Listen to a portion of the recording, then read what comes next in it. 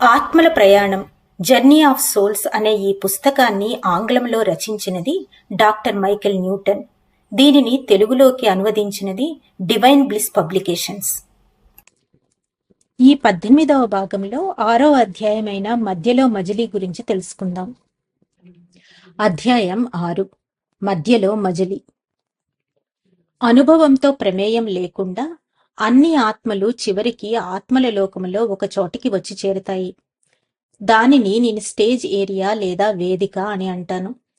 చనిపోయిన తరువాత ఆత్మల పరిపక్వతను బట్టి, వాటి అభివృద్ధిని బట్టి అవి ప్రయాణించే వేగంలో తేడాలు ఉంటాయని నేను ఇంతకు ముందే చెప్పాను. పునశ్చరణ కేంద్రాన్ని విడిచి వచ్చిన తరువాత ఈ ఆత్మల లోకంలోనికి ప్రవేశించడానికి మధ్యలో ఎవరికీ ఎలాంటి మజిలీలు ఉండవనిపిస్తుంది. ఆత్మల లోకానికి అధిక సంఖ్యలో తిరిగి వచ్చే ఆత్మలనన్నింటినీ మూకుమ్మడిగా ఆధ్యాత్మిక మార్గంలో తీసుకొని వెళ్లడం జరుగుతుందని స్పష్టమవుతుంది. ఒక్కొక్కసారి ఆత్మలను వాటి గైడ్లు ఇక్కడికి తీసుకువస్తారు. ముఖ్యంగా ఆత్మల లోకానికి కొత్తగా వచ్చిన బాలాత్మలకు ఇలా చేస్తూ ఉంటారన్నది వాస్తవమని నేను గుర్తించాను. మిగిలిన వాళ్లను ఏదో ఒక అదృశ్య శక్తి వేదిక దగ్గరికి, ఆ తరువాత వాటి కోసం నిరీక్షిస్తున్న ఆత్మస్వరూపుల దగ్గరికి తీసుకుని వెళుతుంది. నేను గమనించిన దానిని బట్టి తిరిగి వచ్చే ఆత్మలకు ఇతర ఆత్మస్వరూపాలు తోడుగా రావాలా వద్దా అనేది ఆయా ఆత్మల గైడ్ల మీద ఆధారపడి ఉంటుంది. చాలా ఆత్మల విషయంలో తొందరగా వెళ్లడం ముఖ్యం కాదు, కానీ అలాగని ఆత్మలు తమ యాత్రలో ఈ భాగంలో నెమ్మదిగా అడుగులో అడుగు వేసుకుంటూ కాలాన్ని వృధా చేయవు. ప్రతి జన్మ ముగిసిన తరువాత ఈ మార్గంలో ప్రయాణిస్తున్నప్పుడు మన మానసిక స్థితి ఎలా ఉంది అనే దాని మీద మన మనోభావాలు ఆధారపడి ఉంటాయి. ఆత్మల సమావేశం, ఆ తరువాత అక్కడ నుండి వేరే చోటికి వెళ్లడం అనే ప్రక్రియలో నిజానికి 2 దశలు ఉంటాయి. ముందుగా ఆత్మలనన్నింటినీ ఒక వేదిక మీదకు చేరుస్తారు. అది విశ్రాంతి తీసుకునే ప్రదేశం కాదు. ఆత్మలను లోపలికి తీసుకుని వచ్చి ఒక చోట చేర్చి ఆ తరువాత వాటిని సరైన చోటికి, వాటి అంతిమ గమ్యాలకు పంపించడం జరుగుతుంది.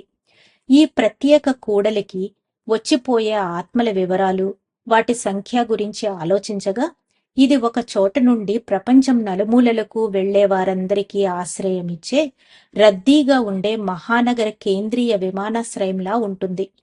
దీనిని ఒక క్లయింట్ లెక్క పెట్టలేనంత మంది ప్రయాణికుల మధ్య నేను నడుస్తూ ఉన్నట్లు నాకు అనిపిస్తూ ఉంటుంది.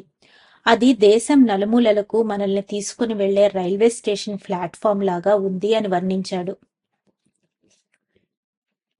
ఏ మాత్రమూ పరిచయం లేని, లెక్కకు మించిన ఆత్మలు ఎలాంటి ఇబ్బంది పడకుండా స్వేచ్ఛగా బయటకు లోపలకు తిరుగుతూ ఉండే రద్దీ లేని ఒక కూడలిలాగా ఆ ప్రాంతం కనిపిస్తూ ఉందని నా సబ్జెక్టులు కొందరు చెప్పారు. మరో వ్యక్తి దానిని ఎలాంటి అవరోధము లేకుండా సాఫీగా సాగుతూ ఉన్న లాస్ ఏంజల్స్ లోని రద్దీగా ఉండే ప్రాంతంలా ఉంది అన్నాడు. ఎలాంటి ఇబ్బంది లేకుండా ఆత్మలు ఇలా లోపలికి బయటికి సంచరించే జంక్షన్లు ఆత్మల లోకంలో చాలా ఉండవచ్చు. కానీ ప్రతి క్లయింటు ఇక్కడ నుండి లోపలకు బయటకు వెళ్లడానికి తాను వెళుతున్న మార్గం ఒకటే ఉందని భావిస్తాడు. ఆత్మ తొలిసారిగా ఆత్మల లోకములోనికి ప్రవేశించినప్పుడు అక్కడ అంతా ఒకదాని మీద మరొకటి పేర్చినట్లు పొరలు పొరలుగా అస్పష్టంగా కనిపించిందన్న అభిప్రాయం ఈ వేదిక ప్రాంతంలోకి చేరుకునేసరికి ఖచ్చితంగా మారిపోయిందని నా సబ్జెక్టులు చెప్పగా విన్నాను. ఇప్పుడు పెద్ద మేఘం మధ్యలో నుండి ఆత్మ మరంత మహా దివ్య క్షేత్రానికి వెళుతున్నట్లు ఉంది. బహిరంగ వేదిక ప్రాంతంలో ఇంకా ముందుకు వారికి నిర్దేశించబడిన ప్రదేశాలకు వెళ్లడానికి సిద్ధమవుతున్న నా సబ్జెక్టుల ఆత్మలు ఉత్తేజంతో కేరింతలు కొడుతూ ఆనందంగా ఉండడాన్ని నేను గమనించాను. తమ ముందు విస్తరించబడి ఉన్న ఒక శాశ్వత ప్రపంచాన్ని చూసి ఆత్మలు ఆశ్చర్యచకితులయ్యారు. ఈ సృష్టికి మూల కేంద్రం దీనిలోనే ఎక్కడో ఉంటుందన్న నమ్మకం నా సబ్జెక్టులు కలిగి ఉన్నారు. చుట్టూ వ్యాపించి ఉన్న విశాలమైన ఆత్మల ప్రపంచాన్ని చూసినప్పుడు ఆత్మల లోకం వివిధ కాంతులు వెదజల్లుతూ ఉన్నట్లు తమకు కనిపించిందని నా సబ్జెక్టులు చెప్తూ ఉంటారు. సాధారణంగా ఇంకు వంటి నల్లని రంగును సూచించే సుదూర అంతరిక్షం గురించి నేను ఏమీ వినలేదు. ఈ వేదిక ముందుండే ప్రాంగణంలో ఆత్మలు ఒకే చోట వచ్చి చేరడాన్ని చూస్తే వేలాది సంఖ్యలో ప్రకాశవంతమైన దీపాలు అన్ని వైపులకు ప్రసరిస్తున్నట్లు తమకు అనిపించిందని నా క్లయింట్లు చెప్పారు. కొన్ని ఆత్మలు వేగంగా ప్రయాణిస్తూ ఉంటాయి. మరికొన్ని నెమ్మదిగా ప్రయాణిస్తూ ఉంటాయి. సుదూరంగా ఉన్న శక్తి కేంద్రాలను మసకమసకగా ఉన్న ద్వీపాలలాగా పోల్చారు. ప్రబలమైన ఏదో ఒక మానసిక శక్తి తన అసాధారణమైన ఆకర్షణతో ప్రతి దానిని ముందుకు నడిపిస్తుంది అన్న నిరంతర భావన ఆత్మల లోకంలో ఉండే అత్యంత ప్రత్యేక లక్షణం. ఇది నిర్మలమైన ఆలోచనలకు నిలయమని అందరూ అంటారు. ఆలోచనలు వివిధ రూపాల్లో వస్తాయి. ఈ విశాల మైదానం వద్ద తిరిగి వస్తున్న ఆత్మలకు తమ కోసం ఎదురు చూస్తున్న వారిని కలవబోతున్నట్లు తెలుస్తుంది. ఈ సహచరులలో కొందరిని ద్వారం దగ్గర అంతకు ముందే చూసి ఉండవచ్చు. కాని కనిపించని వారు ఇంకా చాలా మంది ఉండవచ్చు. ముఖ్యంగా ప్రయాణిస్తూ ఉన్నప్పుడు ఎటువంటి మినహాయింపు లేకుండా ప్రతి ఆత్మ తాను కలుసుకోవాలనుకున్న ఆత్మ గురించి ఒక్కసారి తలుచుకుంటే చాలు. ఆ ఆత్మ హఠాత్తుగా ప్రయాణిస్తున్న ఆత్మ ముందు ప్రత్యక్షమవుతుంది. కంటికి కనిపించకపోయినా ఈ విధంగా అన్ని ఆత్మస్వరూపాలు టెలిపతి ద్వారా భావప్రసారం చేసుకోగలవు. రెండు శక్తి స్వరూపాలు దగ్గరికి వచ్చినప్పుడు వాటి మధ్య సంబంధం మరింత ప్రత్యక్షంగా ఉంటుంది. ఆత్మ ప్రయాణిస్తూ ఉన్నప్పుడు మార్గమధ్యంలో కనిపించిన దృశ్యాలు ఒక ఆత్మకు మరొక ఆత్మకు మారినప్పటికీ వారి ఆధ్యాత్మిక యాత్ర సాగిన తీరు, వెళ్లిన మార్గాలు, గమ్యాల విషయంలో నా సబ్జెక్టులు చెప్పిన వివరాలు అన్నీ ఒకేలాగా ఉన్నాయి. నా కేసు ఫైల్స్లోకి వెతకగా ఈ మార్గంలో అంతిమ ఆధ్యాత్మిక గమ్యానికి ప్రయాణిస్తూ ఉన్నప్పుడు కలిగిన అనుభవాలను వివరంగా వర్ణించిన వ్యక్తి నాకు ఇంతకు ముందు చాలా మంది చెప్పిన సంగతులకు ప్రతినిధిగా ఉన్న ఒక సబ్జెక్టు నా దృష్టికొచ్చాడు. లోతైన అవగాహన, పరిపక్వమైన ఆత్మ గల ఒక గ్రాఫిక్ డిజైనర్ను దీనికోసం నేను ఎంచుకున్నాను. ఎన్నో జన్మలెత్తిన అతని ఆత్మ ఈ మార్గంలో చాలాసార్లు ప్రయాణించింది. కేసు 14. డాక్టర్, ఆత్మల లోకంలో నీ ఆత్మ ఏ ప్రదేశానికి చెందినదో ఆ స్వగృహం వైపు నీ యాత్రలో అంతిమ ఘట్టాన్ని మొదలుపెట్టడానికి నువ్వెప్పుడు సిద్ధంగా ఉన్నావు? నేను 3 అంకెలు లెక్కబెట్టేసరికి నీ ప్రయాణంలో సూక్ష్మమైన వివరాలు కూడా అన్నీ నీ కళ్ళ ముందు స్పష్టంగా కనిపిస్తాయి. నీకు ఈ దారి బాగా తెలుసు కాబట్టి నీకు కనిపిస్తున్న ప్రతి దానిని నువ్వు సులభంగా వివరించగలవు. అందుకు నువ్వు సిద్ధంగా ఉన్నావా? సబ్జెక్ట్: ఉన్నాను. డాక్టర్ ఆదేశిస్తున్నట్లుగా గొంతుని పెంచి: 1. మనం ప్రయాణాన్ని మొదలు పెడుతున్నాము. 2. ఇప్పుడు నీ ఆత్మ పునశ్చరణ జరిగిన ప్రదేశాన్ని దాటి ముందుకు వెళ్ళింది. 3. చెప్పు. ఇక్కడ తొలిసారిగా నీకేమనిపిస్తుందో త్వరగా చెప్పు. సబ్జెక్ట్: దూరాలు అపరిమితం, ఎంతకీ అంతుచిక్కని హద్దులు లేని అంతరిక్షం. డాక్టర్: అయితే ఆత్మల లోకం అపరిమితమైనదని అంటున్నావా? సబ్జెక్ట్: చాలాసేపు ఆగి, నిజం చెప్పాలంటే నేను తేలుతూ ఉన్న చోటు నుండి చూస్తే దానికి హద్దులు లేవనిపిస్తుంది. కానీ నేను నిజంగా ముందుకు వెళ్ళడం ప్రారంభించినప్పుడు అది మారుతూ ఉంది. డాక్టర్: ఏ విధంగా మారుతోంది? సబ్జెక్ట్: అంటే ప్రతిదీ రూపం లేనట్లే ఉంది. కానీ నేను వేగంగా కదులుతున్నప్పుడు మాత్రం బోర్లించిన ఒక పెద్ద గిన్నెలో చుట్టూ గుండ్రంగా తిరుగుతూ ఉన్నట్లుగా నాకు అనిపించింది. ఆ గిన్నెకు అంచులున్నాయో లేదో, ఉంటే ఎక్కడున్నాయో నాకు అంతుపట్టడం లేదు. డాక్టర్: నీ కదలికలను బట్టి నీ ఆత్మల లోకం ఒక గోళంలా ఉన్నట్లు నీకు అనిపించిందా? సబ్జెక్ట్: అవును. కానీ అది నేను వేగంగా ముందుకు వెళుతూ ఉన్నప్పుడు ఎక్కడికి వెళ్ళినా ఏదో మూసి ఉన్న ప్రదేశంలో వేగంగా తిరుగుతూ ఉన్న అనుభూతి మాత్రమే కలిగింది. డాక్టర్: ఒక పెద్ద గిన్నెలో వేగంగా గుండ్రంగా తిరుగుతూ ఉన్న అనుభూతి నీకెందుకు కలిగింది? సబ్జెక్ట్: చాలాసేపు ఆగి, ఇది విచిత్రంగా ఉంది. నా ఆత్మ ఒక చోట తేలుతూ ఉన్నప్పుడు అంతా నేరుగా కనిపిస్తోంది. నేను ఒక రేఖ వెంబడి వేగంగా ప్రయాణిస్తూ ఉన్నప్పుడు అది గుండ్రంగా తిరుగుతూ ఉన్న అనుభూతిలా మారుతోంది. డాక్టర్: రేఖ వెంబడి అంటే అర్థమేమిటి? సబ్జెక్ట్: ఒక నిర్దిష్ట గమ్యం వైపు సూటిగా. డాక్టర్: ఒక మార్గంలో వేగంగా ప్రయాణిస్తూ ఉన్నప్పుడు ఆత్మల లోకం గుండ్రంగా ఉందని నీకెందుకు అనిపిస్తుంది? సబ్జెక్ట్: ఎందుకంటే వేగంగా ప్రయాణిస్తూ ఉన్నప్పుడు ఆ రేఖలు ఒక పక్కకు ఒరిగినట్టు అనిపిస్తుంది. అవి బాగా ఒరిగిన నా కదలికలకు స్వేచ్ఛ తగ్గిపోతుంది.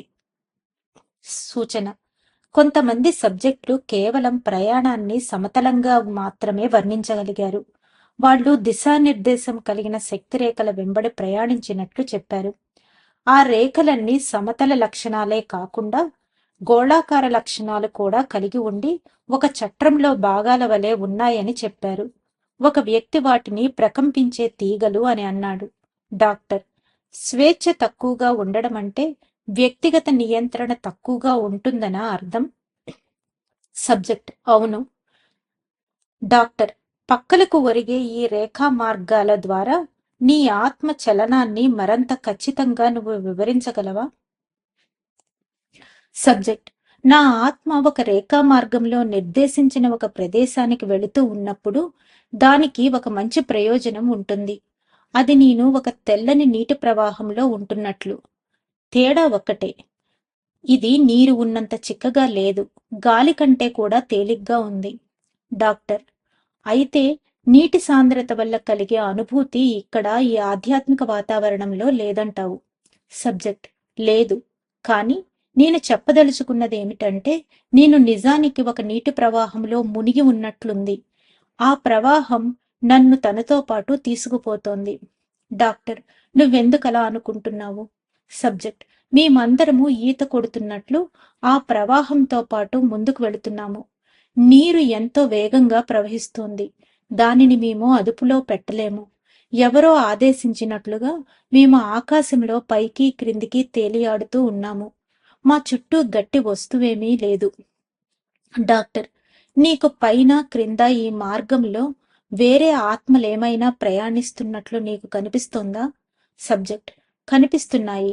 మరణించిన తరువాత ఇక్కడికి తిరిగి వస్తున్న మమ్మల్ని అందర్నీ ఏదో ఒక గొప్ప నది తనలోకి లాక్కున్నట్లు అనిపిస్తోంది.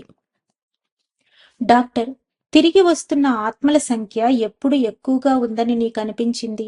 సబ్జెక్ట్: నదులన్నీ ఓ చోట కలిసినప్పుడు. దానిని నేను వర్ణించలేకున్నాను. డాక్టర్: దయచేసి ప్రయత్నించు. సబ్జెక్ట్: కాసేపాగి మేమందరము ఒక సముద్రంలో వచ్చి పడ్డాము. అక్కడ మేమంతా సుడిగుండంలో చిక్కుకొని ఉన్నట్లు నెమ్మదిగా నెమ్మదిగా సుడులు సుడులుగా తిరుగుతున్నాము. అప్పుడు నేను మళ్ళీ ఒక ఉపనదిలోకి లాగబడినట్లు అనిపించింది. అది మరంత నిశ్చలంగా ప్రవహిస్తూ ఉంది. ఎన్నో ఆలోచనల నుండి దూరంగా నాకు తెలిసిన వాటి దగ్గరకు వెళుతూ ఉన్నాను. డాక్టర్: ఆత్మలా నువ్వు మామూలుగా ప్రయాణించినప్పుడు కూడా నువ్వు ఇప్పుడు వివరించినట్లుగానే ప్రవాహాలు నదుల్లో నిన్నెవరో నడిపించినట్లుగానే ఉంటుందా? సబ్జెక్ట్: కాదు, ఎంత మాత్రం కాదు.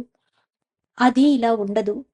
అక్కడ మన పరిస్థితి సాల్మన్ చేపల గుడ్లు పెట్టేందుకు వెళ్ళి తిరిగి ఇంటికి వస్తున్నట్లు ఉంటుంది. ఒకసారి అక్కడికి చేరుకుంటే చాలు, మనల్ని ఇక ఎవ్వరూ నెడుతూ నడిపించరు. అప్పుడు మనం తేలియాడుతూ ప్రయాణించవచ్చు. డాక్టర్: స్వగృహానికి వెళుతూ ఉన్నప్పుడు మిమ్మల్ని ఎవరు నెడుతూ నడిపిస్తున్నారు? సబ్జెక్ట్: ఉన్నత ఆత్మస్వరూపులు. స్వగృహానికి చేరే మా కదలికలకు బాధ్యులైన వారు. డాక్టర్: నీ గైడ్ లాంటివారా? సబ్జెక్ట్: అంతకంటే ఉన్నత స్థాయికి చెందినవారు అనుకుంటున్నాను. డాక్టర్: ఈ క్షణంలో నీకు ఇంకా ఏ ఏ ఇతర అనుభూతులు కలిగాయి? సబ్జెక్ట్: ఎంత ప్రశాంతంగా ఉందంటే దీనిని వదిలి మళ్ళీ వెళ్ళకూడదు అనిపించేంతగా ఉంది. డాక్టర్: వేరే ఏమైనా ఉందా? సబ్జెక్ట్: ఓ, ఉంది. ఈ శక్తి ప్రవాహంతో పాటు నెమ్మదిగా ముందుకు కదులుతున్నప్పుడు నేను ఏదో ఊహించుకున్నాను.